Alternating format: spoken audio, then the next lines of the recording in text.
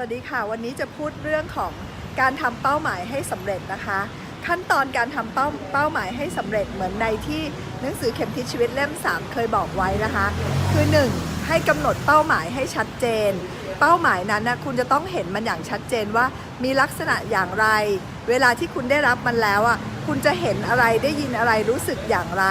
อยู่ในสถานการณ์แบบไหนคือมันจะต้องเป็นเป้าหมายที่วัดผลได้แล้วคุณก็ได้ตรวจสอบแล้วว่าในเป้าหมายนั้นน่ะมันดีกับชีวิตของคุณจริงๆไม่มีอะไรที่คุณติดใจหรือไม่ชอบใจเกี่ยวกับเป้าหมายนั้นอยู่ดังนั้นขั้นตอนที่ 1คือการตรวจสอบเป้าหมายนะคะว่ามันใช่มันดีและมันเป็นสิ่งที่ต้องการจริงๆไม่มีอะไรที่คุณติดค้างในใจเกี่ยวกับเป้าหมายนั้นเช่นบางคนบอกว่าอยากเป็นบริษัทที่ใหญ่ที่สุด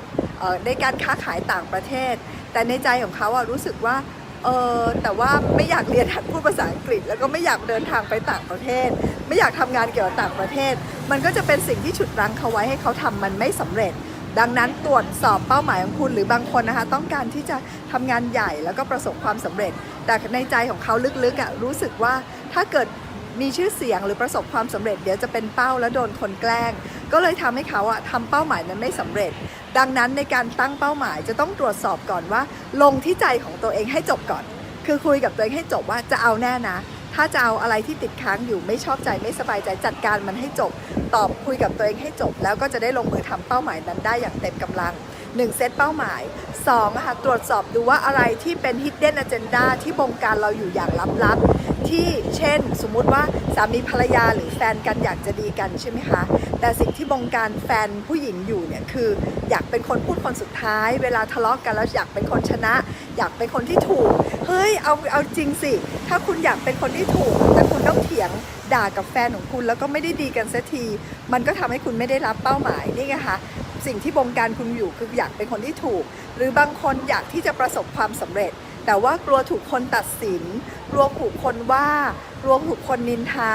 หรือกลัวว่าถ้าเกิดทำไม่สำเร็จแล้วจะเสียหน้าก็เลยไม่ลุกออกไปทำอะไรเลยอย่างนั้นก็เป็นสิ่งที่บงการเราอยู่นะคะทำให้มันไม่ได้ผลในชีวิตหรือบางคนเนี่ยค่ะอยากที่จะประสบความสำเร็จแต่ในชีวิตมัวแต่ต้องการความสำคัญกับต้องการการเป็นที่รักพอต้องการการเป็นที่รักก็มัวแต่ไปทำงานฟรีให้คนอื่นช่วยให้คนอื่นรวยแต่ตัวเองไม่ได้ทำให้ตัวเองรวยสักทีอยากได้ความสำคัญก็คือไปหน้าใหญ่กับคนไปทั่วแต่ก็เลยไม่ได้ทำงานของตัวเองอย่างโฟกัสสักทีดังนั้นนะคะทั้งหมดที่ครูพูดมาเนี้ยเป็น hidden agenda หรือประเด็นที่มันหลบซ่อนเร้นเอาไว้ทำให้เราไม่ได้ออกไปได้เป้าหมายของเราทั้งเรื่องงานและเรื่องความรักดังนั้นเราจะต้องทำอย่างที่3คือ do what works คือทำในสิ่งที่มันใช่ทำในสิ่งที่มันได้ผลทำในสิ่งที่ทำให้เป้าหมายของเราสำเร็จสำหรับในวันนี้ครูมาฝากไว้สั้นๆง่ายๆนะคะเอาใจช่วยทุกคนค่ะสวัสดีค่ะ